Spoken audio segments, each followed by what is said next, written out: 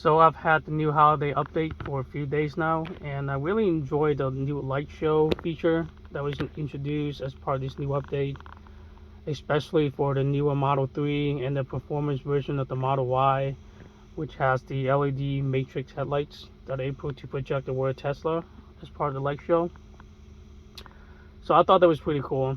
But after spending a few days on the new user interface, I think it do leaves a lot to be desired.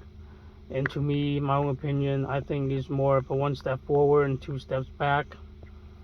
And now a lot of the functionalities that we had before are buried under menus or sub menus that make it harder to get access to.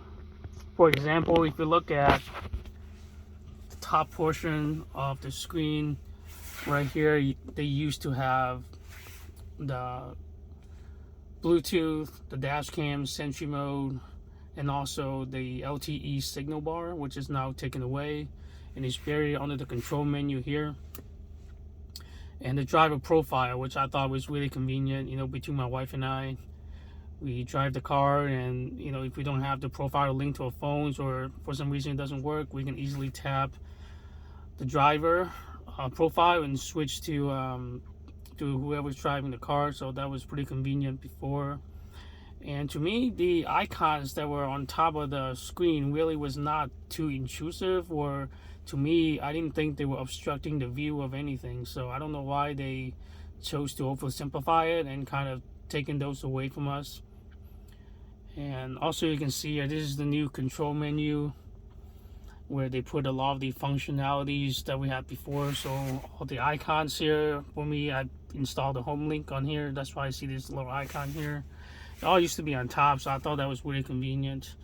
And I'm sure if you guys are reading any of the Reddit forums, you probably hear all the owners complain about all the features. For example, the climate control. So now instead of having the buttons here and over here, I think it was over here and here where the customization launcher now is, there are buttons for the heated seats for the driver and also for the passenger, but now that's been buried under the climate control.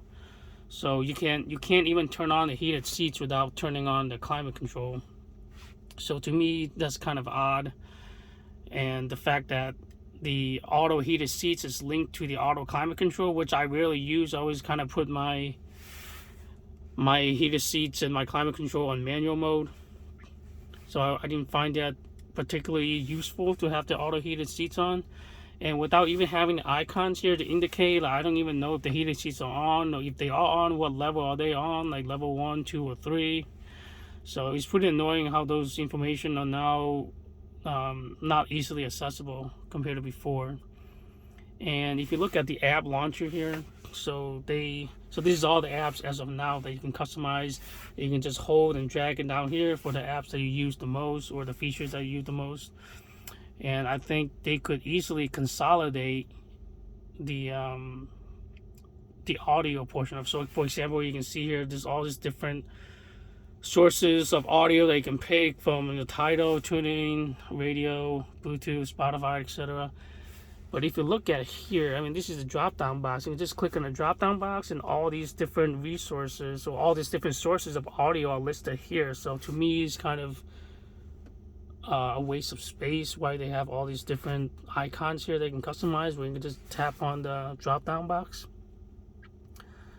And another complaint, going back to climate control, is before there are two buttons I think you can tap on to increase and decrease the fan speed, but now you have to use the slider here, which I find it extremely annoying.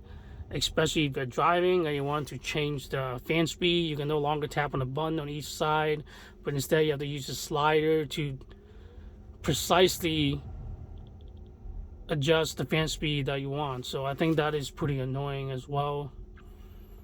And I mean, it's not all bad things. And part of the update, I think the biggest improvement that I can see, and personally I think is very useful, is the fact that they finally introduced the blind spot camera.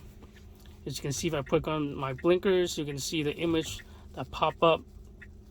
However, I think there are a couple of improvements that they can make to this. First of all, is it doesn't come up instantly.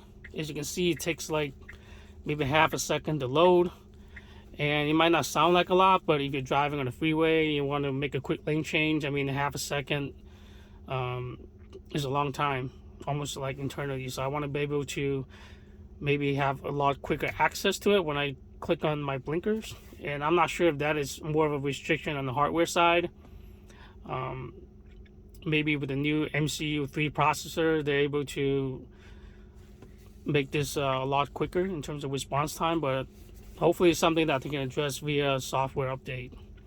And the second improvement that could potentially make is maybe instead of having the blind spot camera on the bottom, they can bring it up to the top.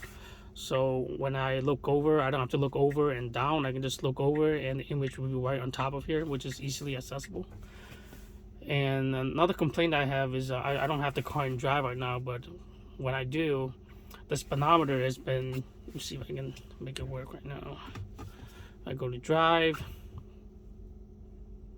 So I think I actually have to drive in order for the speedometer to show up, but the speedometer is right here. It used to be in the middle. I think the intentions are good, that they move it to the left so you don't have to glance as far or as far to the right when you're looking over. But in reality, if I'm driving, let's say if I'm driving in this position, maybe 3 o'clock position, my hand kind of blocks the view of the speedometer. So I think the intention's good, but it's poor execution.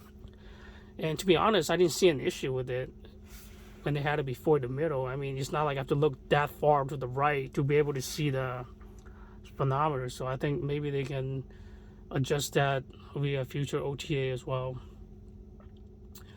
But I think overall the intention is good, like I said, but it's just poorly executed this time around. Hopefully Tesla will listen to owner feedback and make some changes in the future. So that's kind of my quick and dirty take of the new user interface. And let me know in the comments below if you guys are having similar issues or maybe other issues that I didn't mention that are more helpful to you after the update, or other issues that maybe are more annoying that I didn't mention. So let me know. Thank you.